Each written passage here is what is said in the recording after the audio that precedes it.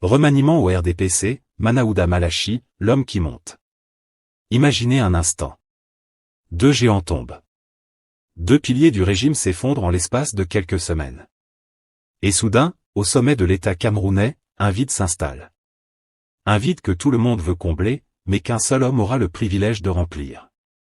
Nous sommes au Cameroun. Nous sommes en 2026. Et dans les coulisses feutrées du RDPC, le parti au pouvoir depuis plus de 4 décennies, une bataille silencieuse vient de s'engager. Une bataille sans fusil, sans coup de feu mais avec des notes confidentielles, des coups de fil à minuit, et des ambitions soigneusement dissimulées derrière des sourires protocolaires. Qui sera le prochain homme fort de l'extrême nord dans l'appareil du parti? Qui héritera de ce fauteuil stratégique laissé vacant par la mort des 2 présidents des institutions législatives? Et surtout, pourquoi le nom de Manaouda Malachi surgit-il maintenant, dans ce moment précis, comme une évidence imposée d'en haut? Restez avec nous. Ce que vous allez entendre va changer votre lecture de la politique camerounaise. Partie 1, contexte et fait, quand 2 géants disparaissent. Pour comprendre ce qui se joue aujourd'hui, il faut remonter à quelques semaines. 2 disparitions majeures ont frappé le landerneau politique camerounais avec une brutalité que personne n'avait anticipée. Le premier, Marcel Nianji-Fanji. Président du Sénat. Une figure tutélaire, un homme du sérail, un gardien silencieux du temple républicain sous Biya. Cet homme avait traversé les tempêtes, survécu aux purges, résisté au vent du changement. Sa mort laisse un trou béant non seulement dans les institutions, mais aussi dans l'équilibre subtil des forces au sein du RDPC. Le second, Kaveyegui Djibril. Président de l'Assemblée nationale pendant près de 3 décennies. Un monument. Un homme dont le nom seul suffisait à faire taire les murmures dans les couloirs de l'Assemblée. Sa disparition a eu l'effet d'un tremblement de terre silencieux, personne ne crie, mais tout le monde sent le sol trembler sous ses pieds.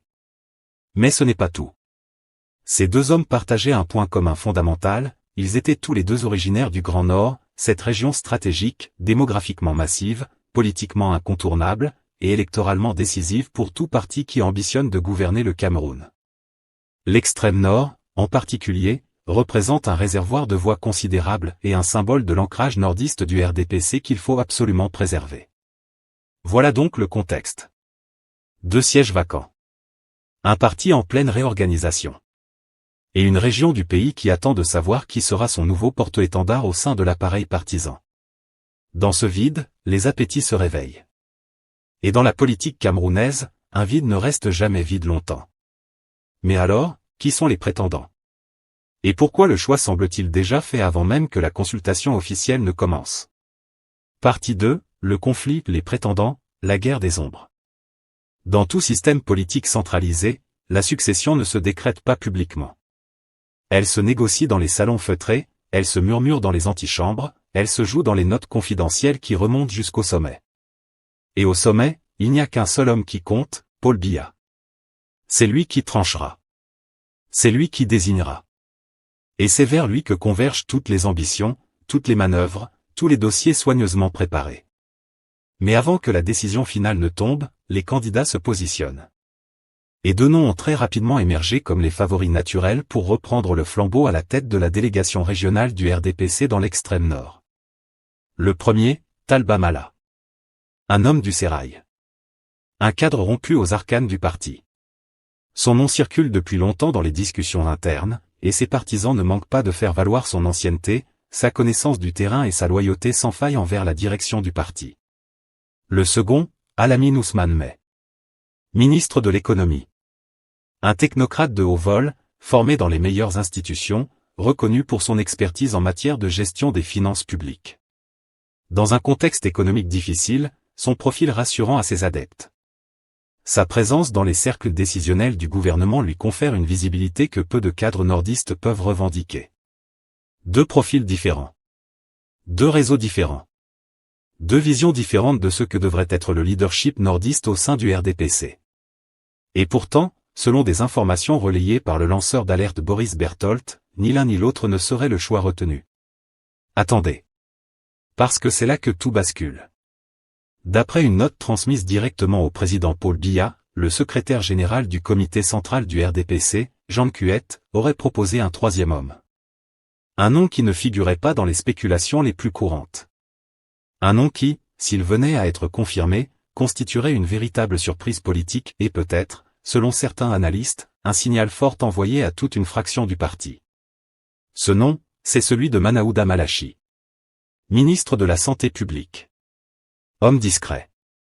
Gestionnaire réputé. Et désormais, selon ces informations, potentiel homme fort du RDPC dans l'extrême nord. Mais pourquoi lui? Pourquoi maintenant? Et que révèle ce choix présumé sur l'état réel du parti au pouvoir? Partie 3, révélation et décryptage, pourquoi Manaouda? Pour comprendre la logique qui sous-tendrait la proposition de Jean Kuet, il faut d'abord comprendre qui est vraiment Manaouda Malachi. Sur le papier, c'est un ministre de la Santé. Mais dans la réalité du système camerounais, être ministre de la Santé, c'est occuper l'un des postes les plus exposés, les plus critiqués, et paradoxalement les plus stratégiques du gouvernement. Parce que la santé, c'est le quotidien de chaque Camerounais. C'est les hôpitaux qui manquent de médicaments. C'est les femmes qui accouchent sur des nattes. C'est les maladies qui tuent faute de soins. Et tenir ce portefeuille sans provoquer un scandale majeur relève, dans le contexte camerounais, d'un exploit silencieux. Mais ce n'est pas tout. Manaouda Malachi a récemment fait parler de lui d'une manière inattendue. Non pas par un communiqué officiel. Non pas par un discours protocolaire. Mais par un passage télévisé sur Sun Plus TV Cameroun, dans l'émission ENTR Haute, où il a dit, et c'est là que l'histoire devient fascinante, que son téléphone personnel sonne à 1h du matin.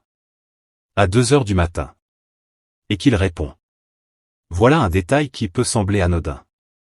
Mais dans un pays où les ministres sont traditionnellement inaccessibles, où les portes des cabinets ministériels sont gardées par des armées de secrétaires et de collaborateurs zélés, où le commun des mortels ne peut espérer approcher un membre du gouvernement sans passer par 10 intermédiaires, ce détail est révolutionnaire.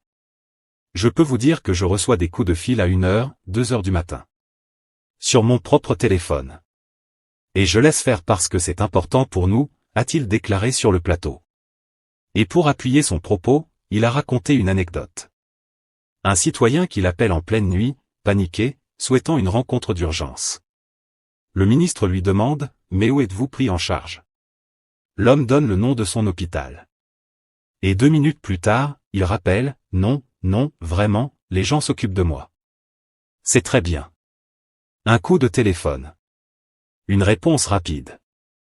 Et un citoyen rassuré à 2h du matin.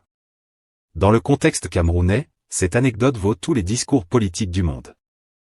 Mais pourquoi cela intéresse-t-il Jean Kuet au moment de proposer un nom pour la délégation régionale du parti dans l'extrême nord?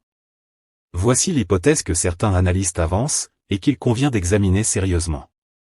Le RDPC traverse une période de turbulence interne. Pas de turbulence visible, le parti sait maintenir les apparences. Mais des turbulences réelles, perceptibles pour quiconque lit entre les lignes des communiqués officiels. Des cadres qui prennent la parole dans les médias de manière non coordonnée. Des déclarations contradictoires. Des positions personnelles qui divergent de la ligne officielle du parti.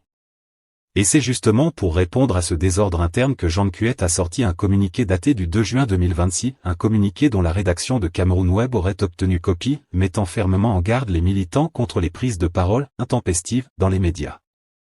Le message est clair, direct, sans ambiguïté, discipline, prudence, responsabilité. Plus de déclarations personnelles qui accréditent la thèse de division interne.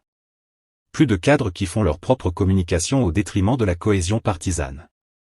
Dans ce contexte de resserrement des rangs, proposer un homme comme Manaouda Malachi, réputé pour son sérieux, sa discrétion, sa loyauté, serait un choix stratégique. Un choix qui dit, nous voulons quelqu'un qui travaille, pas quelqu'un qui parle. Quelqu'un qui gère, pas quelqu'un qui intrigue. Et c'est peut-être là toute la subtilité du calcul de Jean Kuet. Partie 4, analyse satirique, le Cameroun et ses fauteuils magiques.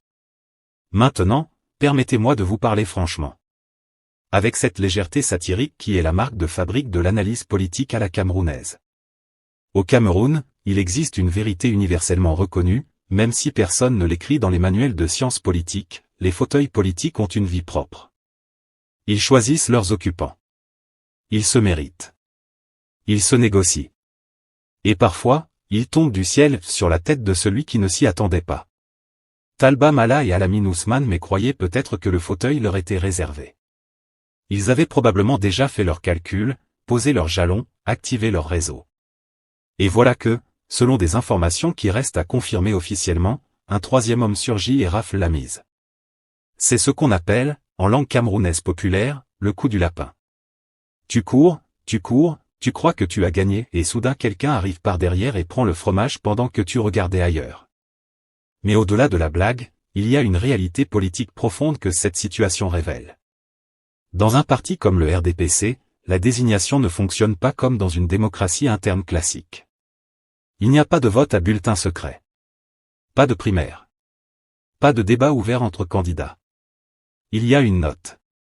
Une proposition.